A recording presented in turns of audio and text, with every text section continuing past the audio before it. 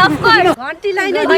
Vote for घन्टी vote for the change जित्न पर्छ सबै त काम गर्ने भने पहिला पहिला ज्यान गएको हो अनि बल्ल सिंहदरबार दलेको भेडाहरूले भनेका हुन्छ म चाहिँ जापान नेपाल गरेर बस्छु हैन अनि तर मैले बच्चाहरूलाई मैले विदेशमा जन्माएँ हुर्काएँ तर पनि नेपालमै के गर्छु अनि नेपालमै पढाउँछु नेपालको माटो बिर्सिन्छन् बच्चाहरूले भनेर म नेपालमा लिएर आएँ है यहाँ आउँदाखेरि नेपालको यो अस्तव्यस्त देख्दाखेरि हामी धेरै दुःखी छौँ हेर्नु अनि एउटा कुरा सोभिता दिदी के कस्तो लाग्नुहुन्छ कसरी उहाँ धेरै राम्रो मान्छे है अब उहाँलाई त हामीले सबै मिलेर भोट हाल्नै पर्छ उहाँलाई जिताउन सकियो भने जिताउन पनि उहाँले केही गरेर देखाउनु तर उहाँ त गफ दिने मात्रै काम गरे अरू नै भनेर जसरी आउँछ नि सोसियल मिडियातिर के भन्नुभयो त्यो त विरोधीले बोलिहाल्छ जस्तो लाग्छ हो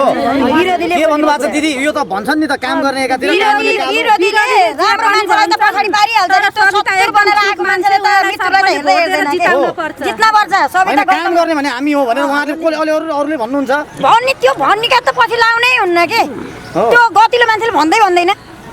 नराम्रो मान्छेले खजरो खन्नी भने के नराम्रो विदेशबाट आउनु भएको छ के भन्नुहुन्छ उहाँलाई धेरै धेरै बधाई एउटा बोट भए पनि हैन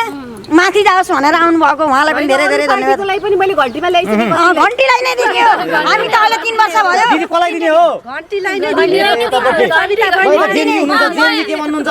खूब नाचिरहनु भएको थियो अघिदेखि एकदम जहाँ मन हुन्छ तीन वर्ष भइसक्यो कि अहिले भइरहेको हुन्छ त्यहाँ आफै नाचिन्छ हैन म एज अ जेन्जीको रिप्रेजेन्टेटिभ सबैले यति भन्न चाहन्छु कि अब चाहिँ हामीले चेन्ज आउनुपर्छ है मेरो दिदी पनि विदेश थिए म पनि विदेश जानको लागि रेडी भएको मान्छे हो तर पनि अब चाहिँ म अब केही होप लिएर आएको छु हैन हामी सबै जेन्जीले अस्तिको आन्दोलन बिर्सिनु हुँदैन त्यत्रो रगतहरू त्यत्रो ज्यानहरू कति आमाले आफ्नो काफ बिताउनु भएको छ त्यो हामीले कहिले पनि बिर्सिनु हुँदैन त्यही भएर प्लिज यसपालि हामीले चेन्जको लागि धेरै चान्स दिइसक्यौँ हामीले सबैलाई घन्टीलाई किन भन्दैछु भन्दाखेरि we want change we really want change त्यही भएर अहिले म यो भन्दैछु प्लिज एभ्रिवान जतिजनाले मलाई हेरिरहनु भएको छ प्लिज भोट फर घन्टी vote for the change right पर्सनलाई भोट दिनु होला कसलाई दिने यता चितवनमा कसलाई सवितालाई दिने हो नि अफ कोर्स सवितालाई सविता हामी भने त मैले हामीको एउटा होप हो अब हामीले धेरै चान्स दिइसक्यौँ नि त सबैलाई अब हाम्रो मनै मरिसक्यो नि त अब त युवाहरू आउनुपर्छ केही गर्नुपर्छ देशमा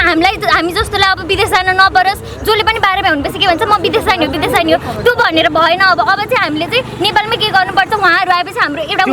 होप यस होपै हो भन्छु म त्यही भएर भोट फर द चेन्ज म त्यति भन्न चाहन्छु तर तपाईहरुले त जलाउनु भयो सिंहदरबार जेन्जीहरुले भन्छ त्यो हैन नि त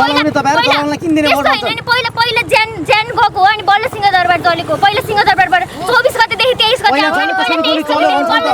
होइन त्यस्तो जसले भन्दैछ त्यो त दिमागै छैन त मान्छेको त भेडाहरूले भनेका हुन् त्यो हुँदै हैन त्यो पहिला 24 गतेदेखि बल्ल 23 गते आउँदैन नि त पहिला ज्यान गएको अनि बल्ल सिंहदरबार दलेको सो त्यो भनेको जसले बिलिभ गरिरहेछ नि त्यो सबैजना बेवकुफ हो नै भन्छु म हस् धेरै धेरै धन्यवाद।